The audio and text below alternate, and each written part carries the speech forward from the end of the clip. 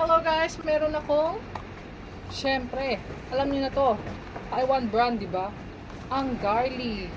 Nire-recommend ko sa inyo to, lalo na kapag yung nagpapabagahe kayo, isama niyo na to kasi napakaganda. Pwedeng pang pasalubong, pwedeng pang bigay doon sa mga kapitbahay ninyo, mga best friend ninyo, kapatid ninyo, kahit na sino.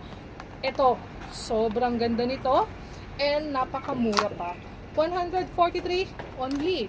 Tatlo na siya. Ayan o, ang laki. Sulit na sulit. Pang 2 months na siguro to.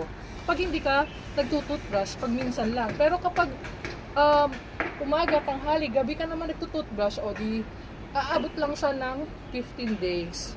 So, ako, pag nagtututbrush ako, 3 times a day, so 15 days lang sa akin to.